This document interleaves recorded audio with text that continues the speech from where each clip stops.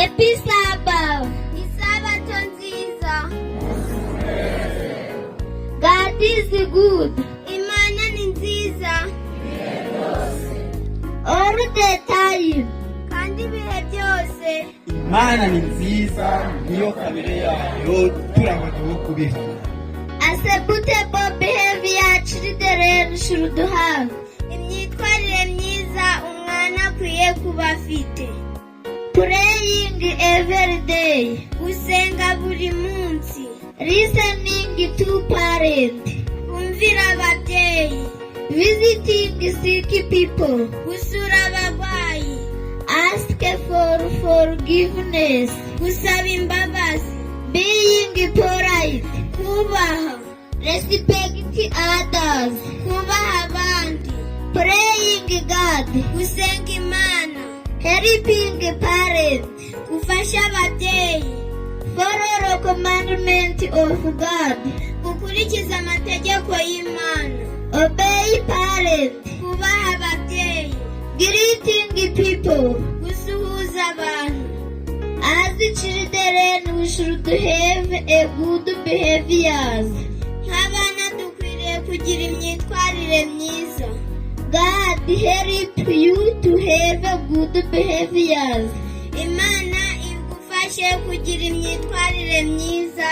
In the name of Jesus. Mu izina rya Yesu. Amen. Muraho mwese. God is good. Imana ni nziza. All the time. Kandi ibihe byose. Imana ni nziza, niyo kamere yayo turangwa kubiha. Happy Sabbath. Isabato nziza. My name is Tuyisenge Elias. Amazina ye yitwa Tuyisenge Eliada, ntari wenyine ari kumwe n'ubita Ndayize Olivier. I can list some negative effects drug use. Tugiye kubabwira bimwe mu ngaruka mbi zo gukoresha ibiyobyabwenge. Educational and dependence.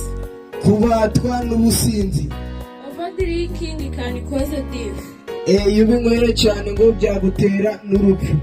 The mange two vital organs like the heart, liver and lungs. Kwangika kw'ibice by'ingenzi by'umubiri harimo umutima, ibihaha n'umwijima. Increase the risk of infectious disease. Kongera amahirwe menshi yo kuba wakandura indwara zandura.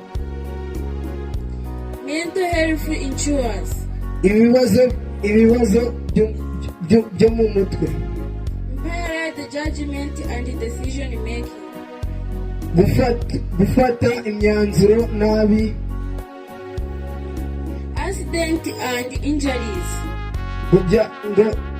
Iyo ubikoresheje cyane byaguteza impanuka kandi izo mpanuka wazanazifunikiramo. Social problems. Ibibazo by'imibereho. Financial difficulties. Biriya biyobyabwenge ngo bitewe n'uko bigurwa n'amafaranga byanaguteza ingaruka zo kuba wabura amafaranga. Cognitive impairment. Kudatekereza neza. Respiratory problems. ngo ibibazo byo guhumeka nabi. Heart problems. Ngo byaguteza n'ibibazo byo mu mutima. Increased risk of cancer. Amahirwe menshi iyo ubikoresheje buriya biyobyabwenge, amahirwe menshi ngo byaguteza n'uburwayi burimo kanseri. Malnutrition and weight loss. Ngo imirire mibi kandi wagabanya n'ibiro. Skin problems. Ibibazo by'uruhu. Sleep disturbances. Ngo biragoye iyo biriya biyobyabwenge wabikoresheje igihe cyo gusinzira birakugora. Mood swings. Ngo ibyishimo byawe bigenda bihindagurika. Development of tolerance. Kuba icyigenge. Withdraw symptoms when not using the drug.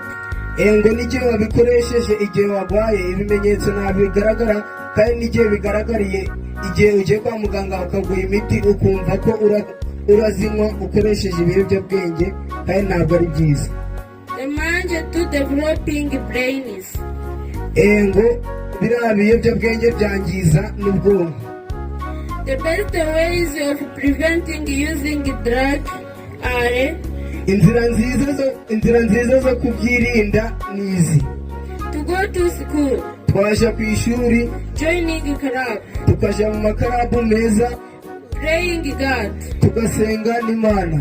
As a conclusion, we encourage our children to go to school. Turakangurira by'umwihariko abana bose kuyoboka ishuri. God help you to choose the best. Imana ibibafashemo guhitamo neza. In the name of Jesus, amen. Mu izina rya Yesu, amen. Mucaca, shuri! Shuri!